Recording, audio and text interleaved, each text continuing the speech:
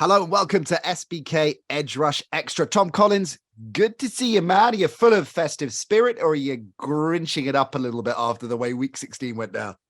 I'm full of festive spirit now that we won that. I have to say, I would have been the Grinch if we came back on this podcast and we lost to Miami on Christmas Day. I'd be thinking, God, the hopes and the dreams are over.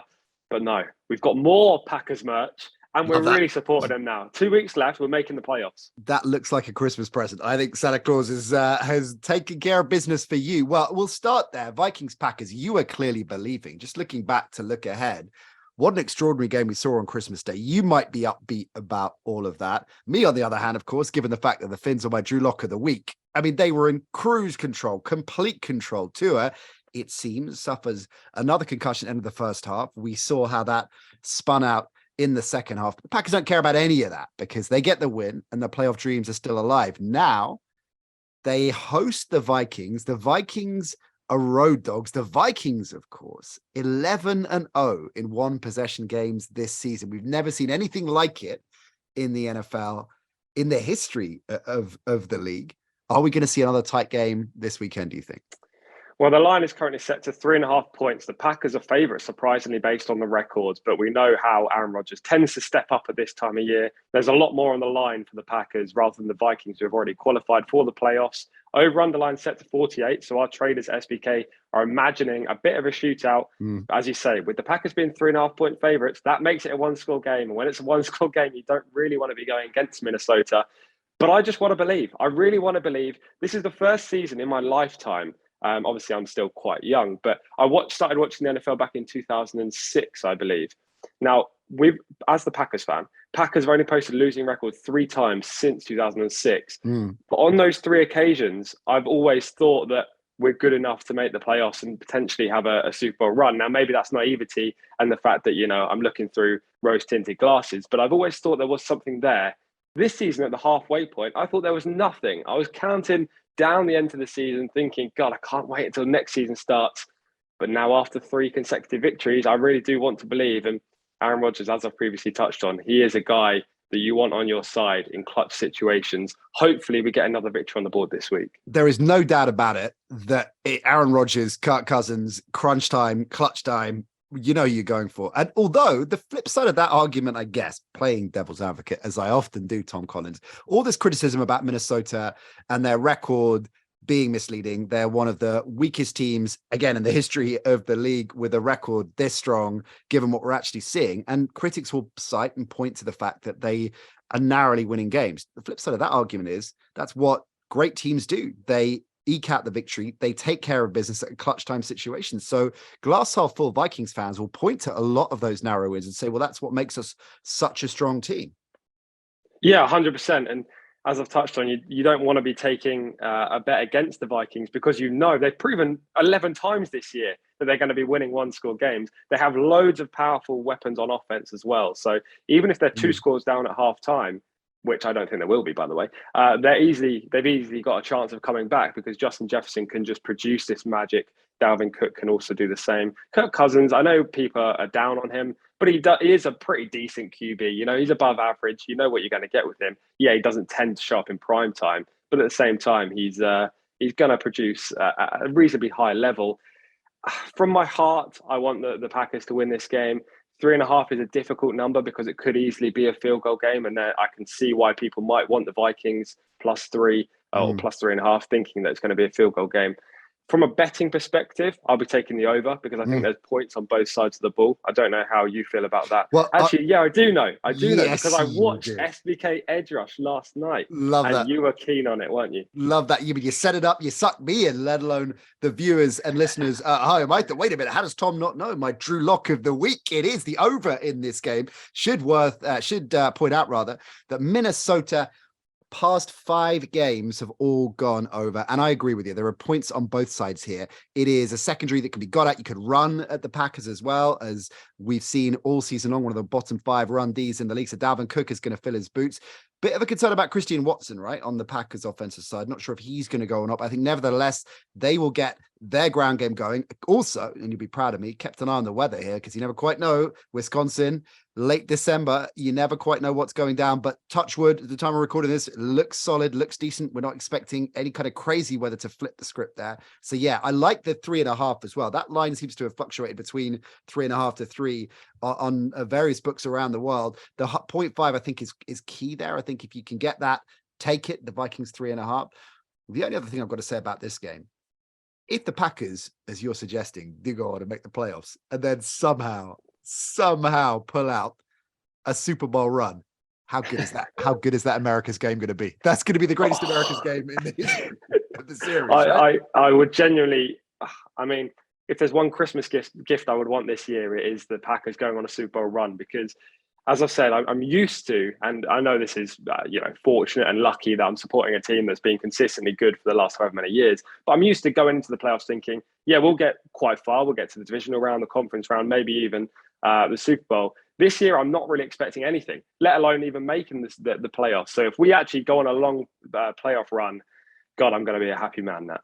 The difference between me and you, Tom Collins, other than a couple of years, is the fact that as a lifelong Dolphins fan, I just can only imagine what that feels like to wake up at the start of the season to think, well, okay, we're definitely making the playoffs. How deep can we go? But this year, I believed, Tom. I thought this is our year.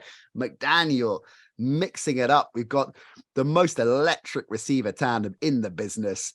Echoes, of course, of the great Marx brothers back in the day when I was a kid and fell in love with the team. And it was all on. But then, of course, Tua's injuries, concussions to be precise, that derailed things early on. Then he came back, things are back on track, couple of tough beats against difficult teams, but it all looks so fluent and solid against your Packers on Christmas Day. And as we said at the top of the show, another concussion for Tua. And suddenly, not just a deep playoff run, but the playoffs full stop hanging in the balance right now. So the Dolphins head to their old foes, the Patriots, heading to Foxborough. And it's not Tua, of course. He's rested because of concussion protocol, which means the return of the one, the only, Teddy Covers. Let me roll out some numbers for you, Tom Collins. I know you will be aware of this being the sharpest of sharps, Crystal Tom. But for those of you out there, in case you're wondering how Teddy Bridgewater earned the name Teddy Covers, 42-22 against the spread in his career. He is 24-8 against the spread as an underdog. And wait for this. This is the kicker. 19-4 against the spread as a road underdog. That is 82%. Teddy Collins surely is going to take care of business once again. If you're betting in this game, that's the kind of trend, the statistic, the facts that you want on your side. Patriots are 3-point favorites. Again, a tricky number, field goal in it. We could even see a push on the spread in this game because it looks like it's going to be close. Over and underline set to 41. Not too many points anticipated either. Maybe Teddy covers again. This could be a real hard, thrilling, but also gutsy and gritty kind of game where it's a very small winning margin. On the over-under, you'll like this one. Unders in divisions game this season, Tom Collins, 44-28-1. That's over 60% unders in division games. So I like that. Have you done a weather check in Foxborough? Because much like Wisconsin, it's going to be pretty chilly, I'd imagine. Yeah, very cold, which obviously the Dolphins aren't really used to. But then again, they played in some cold conditions this year. When they went to Buffalo, it was absolutely freezing. There was snow around, and they put up a good show despite losing. As you say, Teddy's playing instead of Tua. I do think that's a slight downgrade, albeit Teddy is a very good backup QB in terms of the league. I expect Jalen Waddle and Tyreek to still knock off those chunk yards as they tend to do. But at the same time, I'm not 100% sure they're going to be finding themselves in the end zone that often because this Patriots defense is pretty good against the pass. They've got the third most takeaways in the league. So Teddy's going to need to be careful with the football. It won't be bomb down to Tyreek every single play. From a betting perspective, want to be taking the Patriots money line. Now, I know you're going to be taking a short price there. It's going to be around 4-6, 4-7, I believe, maybe even a little bit shorter. But I think the Patriots have what it takes to beat Teddy, Bill Belichick. Last week, that comeback against the Bengals. Now, if you just tuned in at 7:30 on Christmas Day or whenever the game was, Boxing Day maybe, tuned in at 7:30 and you've gone, wow, it's 22-0 to the Bengals. It's What has done. happened to this Patriots team? Yeah. Yeah, you would think it's done, but they put on 18 consecutive points and looked really back in the game. Mm. Bengals, one of the best teams in the NFL. I think Bill Belichick's got that momentum now, and I think this is a clutch game for the Patriots. So I'd be taking their money line, but I wouldn't be surprised if Teddy did cover. Yeah, it's a really interesting situation in the Patriots. It's something we've talked about on the Nat Coombs show all season long, it feels like, for obvious reasons. And all this talk of it's time for Belichick to step aside and he's done.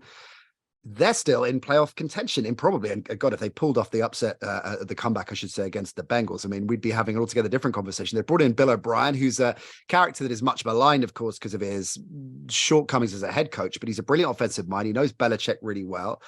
I think he's going to need to kickstart something with this offense. Mac Jones, the only quarterback with a lower quarterback rating in the NFL this season in terms of those that qualify with X number of starts, is Baker Mayfield. And Baker's suddenly turning into all pro under Sean McVay. So Mac Jones's regression has been stark. And if Bill O'Brien can just squeeze enough out of him to get him up to scratch, as you said, his defense is solid. I think the Finns are going to have trouble on the ground against the Patriots in this game. And that's obviously a cornerstone of this McDaniel offense, despite all the optics of Waddle and Hill. Really, really interesting game. I'm probably going to tease the Finns a little bit more, get a few more points on an alt line there and tease them as part of a double or an acca, I think, because I think 3 is a little bit too tight. But if I could take them up to maybe 6.5, I think I'll probably look at that. All right. Steelers-Ravens, our final game of the 3. The Ravens have clinched, of course, now in a fight with the Bengals for the division, and that is the Week 18 matchup, of course. So that could be the game for the AFC North next week if both of them take care of business this week. A lot of discussion on Lamar. He's unlikely to play, I think it's fair to say, at the time of recording this, Tom. And it's unlikely, I think, potentially, depending on how the games go, that we see him before the start of the playoffs. How much of a regression is that? Obviously, he is a top 10 quarterback in the NFL, but given how dominating this Ravens offensive line is, they've surrendered just 98 pressures this season, despite the fact they've had injuries and it hasn't been their starting 5 and continuity all season long. It is one of the top 5 units in the business. So with Huntley in there, of course it's a drop down, but actually the kind of football that they play and limitations in terms of their receiving weapons, a point you've made a number of times on this show, I'm not sure it's necessarily as much of a downgrade as some people are suggesting.